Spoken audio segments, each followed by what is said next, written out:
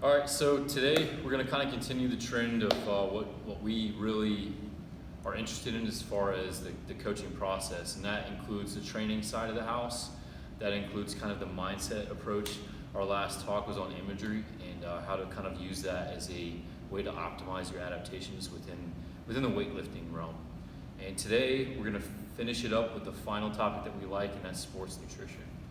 So what we are going to do as far as that goes is talk about carbohydrates, more specifically give you kind of a foundation of what it means to be simple versus complex and why that's important when it comes to timing carbohydrates. So that's in your daily timing and also your carbohydrate cycling throughout a training cycle. Anything you want to add before we explore this stuff? One of the main things that we're going to do is kind of give you the tools to succeed. As most of the videos, we always want to bring everything back to scientific evidence. So we're going to talk about kind of what the breakdown is of all the nitty gritty, the scientific basis of this, but we're also going to talk a little bit about the application, how you can use this with your actual training. Yeah, so I mean everybody knows what a carb is, right? Anything with sugar in it is a carb-based food, and you can find that across the board, but not getting too deep into like what's healthy food and what's not healthy food. We're simply going to talk about what a carbohydrate is and why one's simple versus complex. So I hope that you can see the board here, but we've got kind of these circles with lines in between them. Top left, you have simple, and it's a single dot or just two by themselves, right? So that's your really simple carbs. That's glucose, that's fructose, sucrose, those kinds of things. And that's simple. It's one or two. It's called simple because there's not very many molecules. There's not a whole lot going on as far as what your body has to do to break it down to use it. Because when it comes down to cellular use of energy, the simplest thing, the easiest thing to use is a single molecule of glucose. Now, underneath that, you have kind of a chain of circles with lines in between them, and that's simply recognizing that in order to be complex, it has to have linkages of a bunch of carbohydrate molecules. So that can be a bunch of glucose molecules, and for explanation purposes, we'll just say that's what that is. And you can either eat that, or you can store it in your body as glycogen within the cell. And we're going to talk about purely eating. So the next thing that we need to kind of pan out as far as carbohydrates is why would you eat a certain one at a certain time when it comes to training and timing, optimizing, because the best way to get adaptations from training is to have everything timed right, to get the fastest nutrients to the muscle so that it can use them during that recovery process, or that immediate recovery process. And that comes down to how the body responds to a simple versus a complex. This top graph is blood sugar, right? So you have two lines. We have a dashed line, that's for our simple, and a solid line for our complex. So that top one, we have our dashed going up and then kind of stays constant. And then the solid, being our complex, goes up and then comes back down. Now the reason for that is insulin. So simple as we can get it, the glycemic index is a representation of how the body responds to a sugar via insulin secretion. So simple goes up a little bit, because anytime you eat anything with a calorie in it, doesn't matter what it is, you're going to get insulin secretion. But carbohydrates have more of that stigma, like, oh, you can have insulin, et cetera, et cetera. But simple has less of a insulin response. Kind of goes up and flatlines. And then with our complex, we see a huge spike, and then it kind of comes down. And if you look at these two graphs side by side, you're going to see that the complex's blood sugar goes up and then comes down. Well, that's because insulin is doing its job, and it's signaling the cell, that's your muscle cell mostly, what we're talking about for training purposes, to bring that sugar in so we can use it. So with that explained, you want to kind of talk about the timing? Yeah, like why is that important for timing? So one of the key things that you want to look at as far as like looking at simple versus complex is utilization of timing. So say that I need to go into a training session, I need energy now, I need sugar now, I need that glucose right at this moment.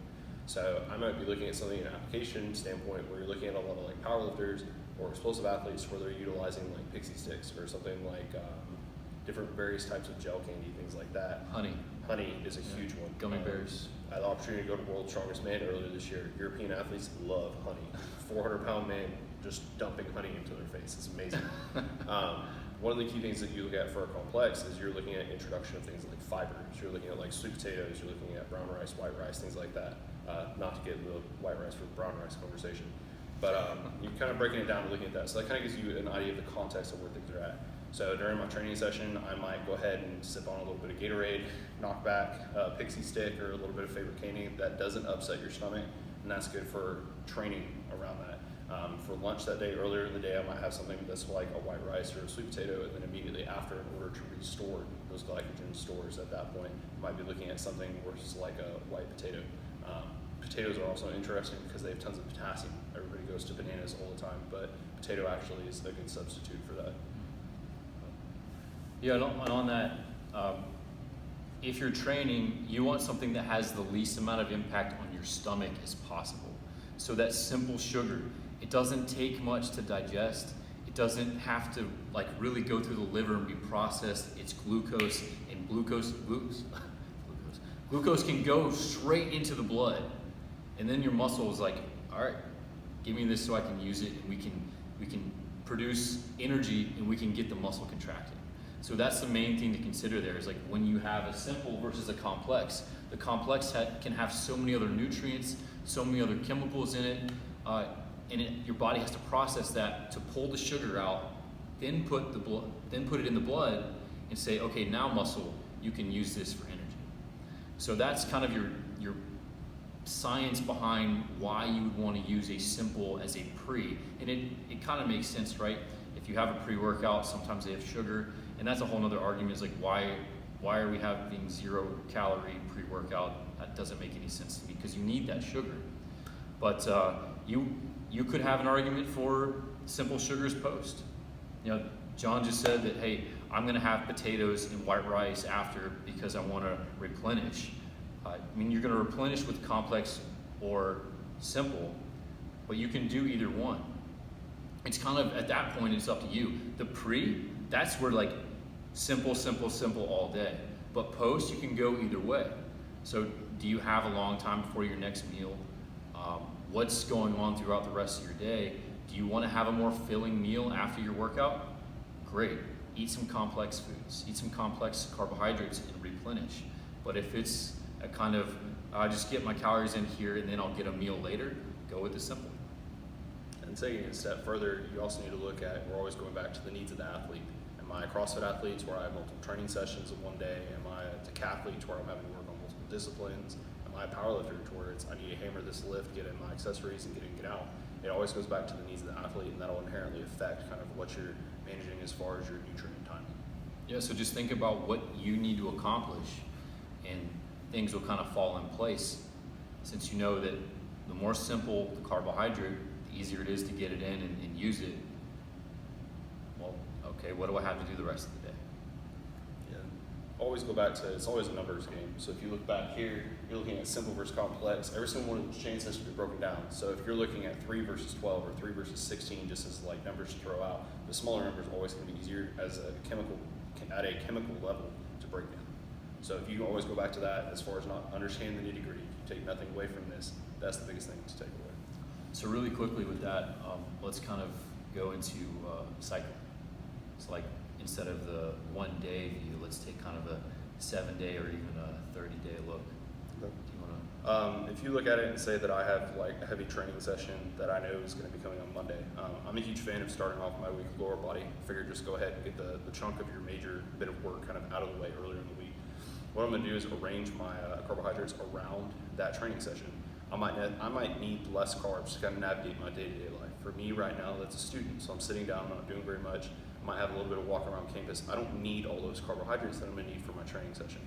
So what I might do is go ahead and base things out.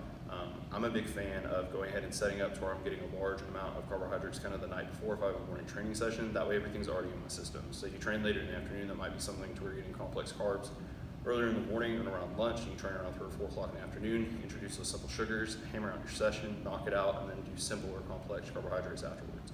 So that's the way that you can manage it. So say that I have a Monday training session, go ahead and knock out Sunday. Sunday night, I'm gonna knock out my carbohydrates. That way everything's good in my system. Monday morning, get quick carbs with breakfast, train, refeed, and then a little bit to kind of restore. But Wednesday, I'm not training, doing cardio sessions, things like that. So I'm gonna use a little bit less of kind of carbohydrate regulations and focus more on making sure that I'm getting healthy protein and fat to help my hormonal regulation and give my body protein to help rebuild from the training session. Next day we go back in, we're going right back into the next training session, follow the same format. So it's always a constant rise and fall of your carbohydrates based on the needs of your activity. Yeah, and so just kind of like to give the whole picture, he's talking about going up ebb and flow with the carbohydrates, but your weekly carbohydrate goal is still the same. So let's say you do your macros and you have 500 grams of carbohydrates per day. What if you eat 480 one day because you didn't need that? You're going off of what John is saying and ebb and flowing with that just to maintain what you need for your activity level. Well, 480 on this day because you weren't as active, but that next day you had more activity, so you're going to eat 520 to make your weekly goal still hit whatever 500 times 7. I'm sure that's really simple math. There you go. But as long as the weekly is met, you're going to either lose if that's your goal, or you're going to gain, or you maintain whatever that day is. You make that your weekly goal, and you use that as kind of your indicator. Yeah, something that significantly helped me is we're so in tune to tracking calories and looking at everything. It's not viewing nutrition as 24-hour but 48-hour blocks, and looking at my activity that I'm achieving across the span of that time, the time span. Sorry, looking at it from that perspective.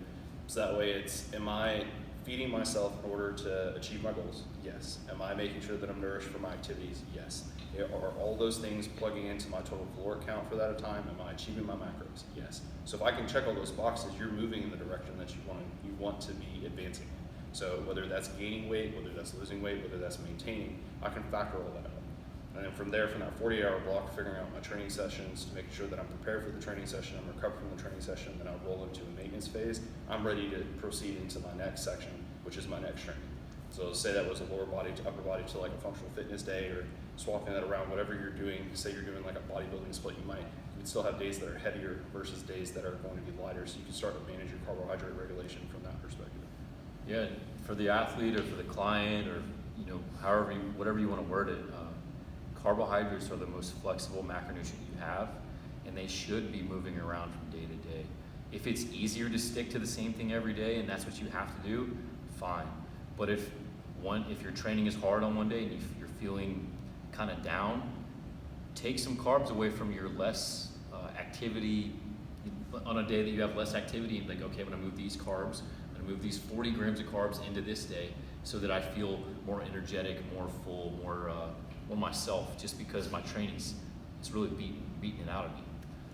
And even looking at it from a psychological perspective, a lot of people get kind of burnt out on dieting and when it comes to nutrition, because it's like, I do the same thing every day. Yeah. This allows flexibility to where it's like, hey, I'm stressed out about stuff going on in my life, energy's down, like anxiety's high. You need to get those carbohydrates to help you through your workout, but as long as you're fitting into that full week, everything's okay. Versus if I need to sit there and I need to hammer this amount of food and this is what I need to eat and I'm only allowed to eat these things, it makes things very rigid. And some people do really, really well in that format. Some people don't. So it goes a lot with knowing yourself, understanding what your specific needs are. That's always the basis. What are your needs? What are you trying to achieve? All right, so that's what we have for carbohydrates. Simple versus complex. A little bit of cycling. Hope you guys gathered some good information that you can apply in your own day-to-day stuff.